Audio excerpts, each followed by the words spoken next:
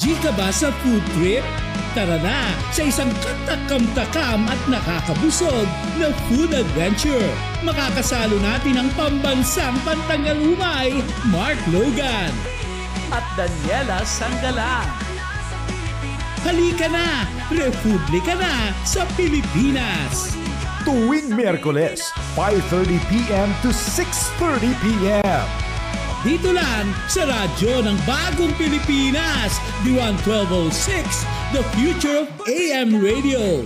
Tayo po nagbabalik dito sa Republika na sa Pilipinas sa ating huling bisita. Ngayong araw, Logalog, isa na namang kwentong tagumpay ang ating matutunghayan. Mula sa simpleng pagbabahagi ng food reaction at mukbang videos, siya ay naging kilalang vlogger na dumadayo sa mga sikat at legendary na kainan sa Batangas at mga karatig na lugar. Hindi lang ito para sa sariling kasayahan, kundi para rin sa pagtulong sa mga maliliit na food businesses na maipakilala sa mas maraming tao. Ngayon kasama na siya sa mga events at collabs kasama ang mga sikat na vloggers at patuloy na iniimbitahan ng mga restaurants at fast food chains para sa promotion. Yun, kaya tara na, Logalogs, kilalanin natin ang vlogger na mula pa sa Batangas. May puso para sa pagkain at sa pagtulong sa mga munting negosyo. Ang paborito ninyong food vlogger ng Batangas, si Momo Guevara. Hello, sir. Hello po. Magandang gabi po sa mga lahat ng viewers po ng show na ito po. Oo, alam mo nakakita ko rin siya in person. Pinapalo ko to si Momo. Ako, salamat po. Salamat. Thank you po, thank you. Ayan, so Momo, kumusta naman ang pagpo-food vlog?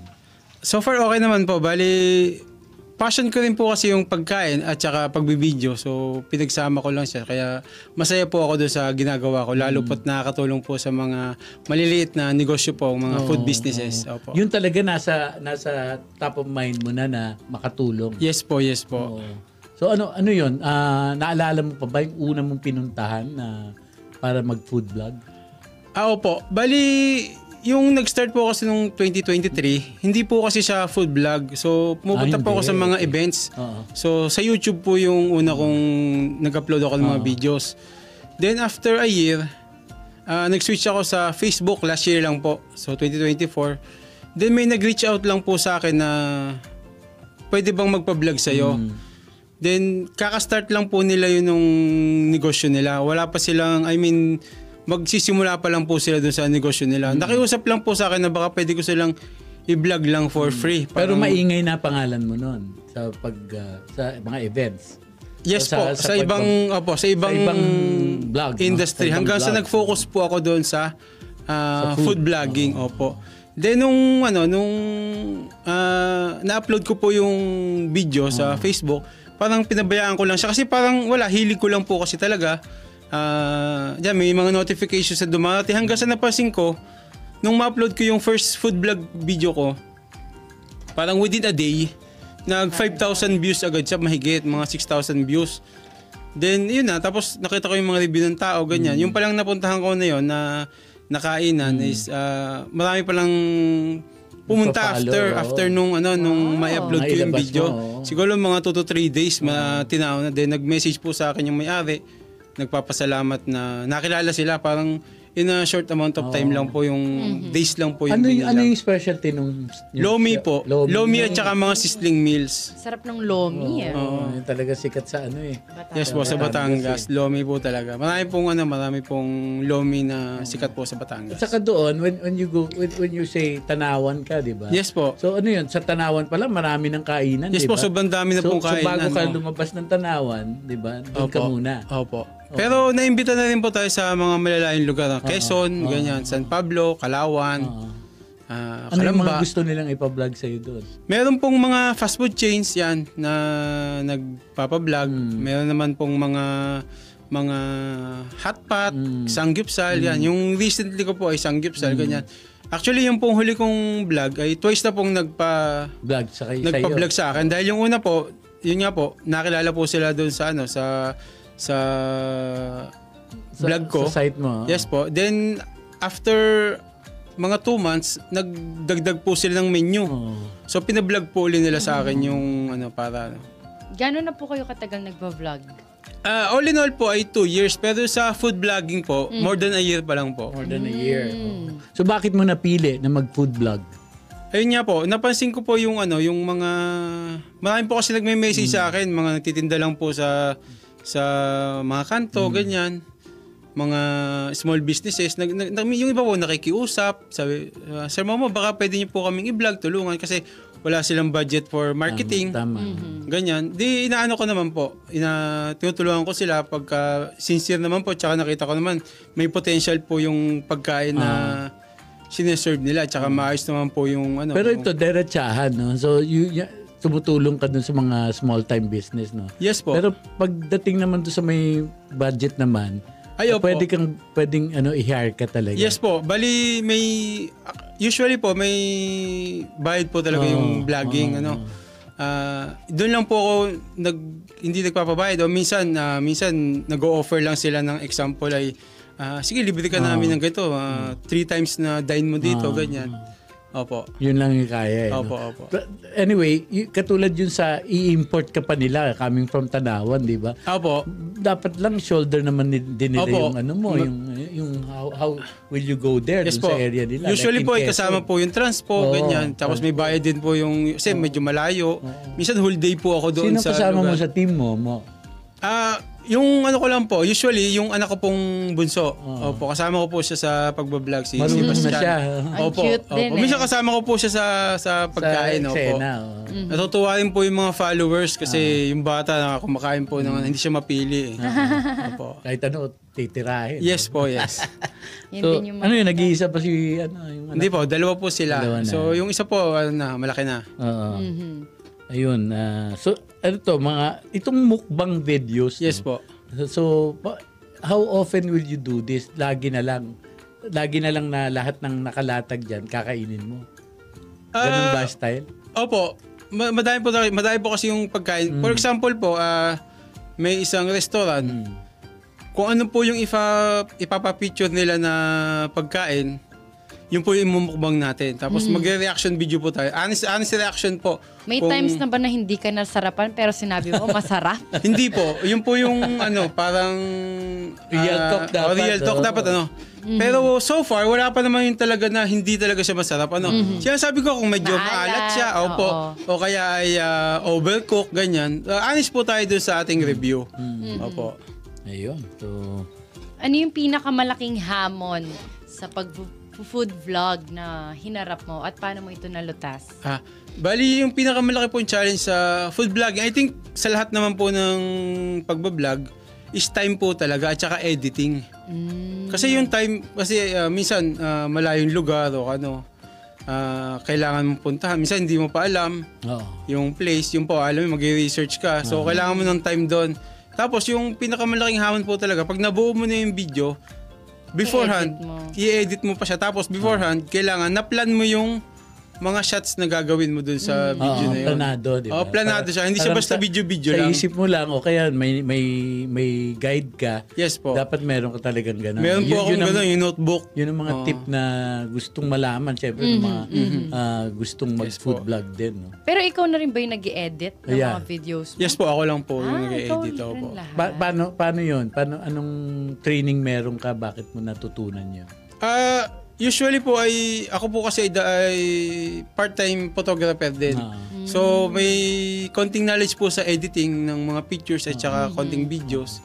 Tapos nag-download lang po ako ng mga app. Very madali lang po yung mga editing kasi marami po tayong pamimili ang mga app sa cellphone. No? User-friendly. Oo, user-friendly. Nakakatulong ba itong mga bagong app ngayon? Yung mga CapCut, ganyan? Yes po. Minsan gumagamit din po. Iba po yun. Akala po ng tao, isang editing software lang yung ginagamit natin. So minsan kasi mayroong wala dun sa isang app. So gagamit ka ng ibang app para ko-combinein mo na lang. Ayun. So, anymore? Yung sa channel, tanongin natin. Yeah, meron yung channel mo, YouTube channel mo ngayon. Kamusta naman siya so far? Okay. Na yung followers. With your Yes po. Maliit lang po yung sa YouTube ko kasi hindi po ako masyadong nag-upload doon sa Facebook ko na ngayon. Sa YouTube na ngayon. Sa Facebook po, medyo malaki po yung followers natin. Sa more than a year na, sa 64,000-65,000 pa rin po. At yung views mo, ano yung pinakamataas mo na views sa mga videos mo?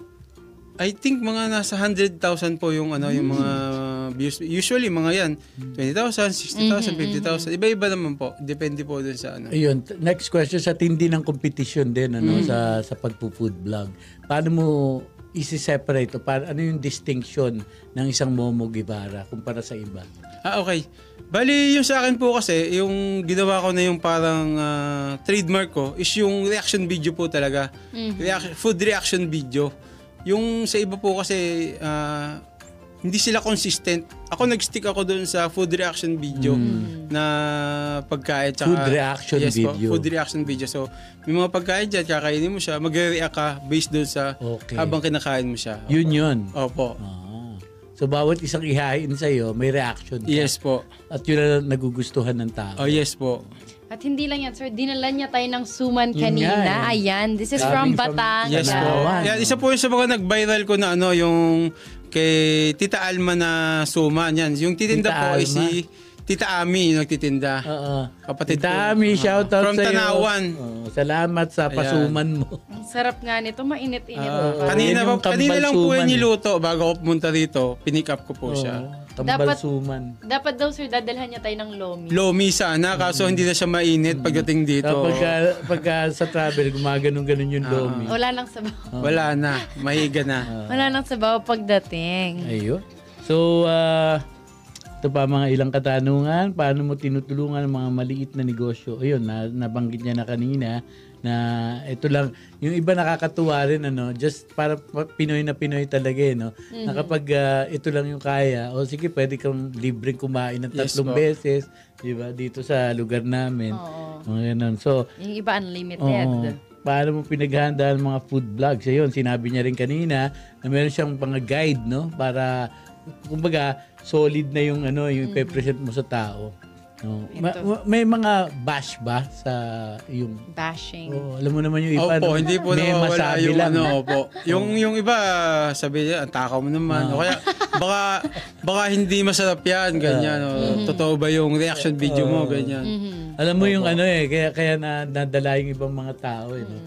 Iba kasi dun sa, naging famous nga, na may nag-vlog. Tapos sabi niya, masarap.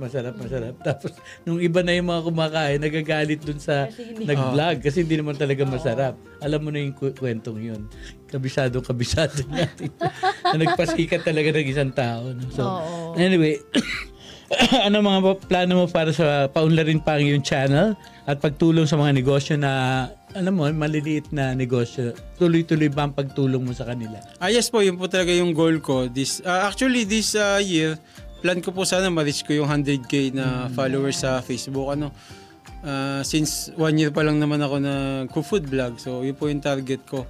Actually, yun nga po, before, minsan-minsan lang ako nagbablog. Ngayon po, mayroon na akong calendar na sinusunod. So, next week, may nakalatag na akong Schedule. Yes po, may mga schedule na po akong food vlog, ganyan. Paano ang pag-set up mo ng schedule? Kunyari sa isang lugar, no? Sa isang lugar kunyari sa San Jose o kaya kung saan sa Batangas. Doon lang, iikot ka muna doon ng ilang panahon. Usually po, nakausap ko na po siya sa Facebook. May kausap ka na. May kausap na po ako. Bihira po yung dadayo ko sa lugar na wala akong maghahanap pa lang. So, yun na rin, research mo na rin yun. No? Opo, na-research ko na siya. Minsan sila po yung nag-reach out sa akin, minsan ako po yung nag-reach out sa kanila. Magkausap na kami. True pa rin, social media pa rin yung contact nyo. Yes po. Minsan Very po good. sa TikTok, minsan po ay sa Facebook, yan. Ayun, next question, bago tayo mag-end, Momo, monetize na ba yung mga ginagawa? Yes po. Although hindi naman po siya ganun kalaki, pero awa naman ng Diyos po ay na-monetize po tayo. Para ma-monetize ka, ano yung mga dapat mo? May mga dapat kang sundin, di ba? Yes po, may mga guidelines po na isesend sa iyo yung Facebook, YouTube. Hindi mo na siya kailangang i-research pa eh.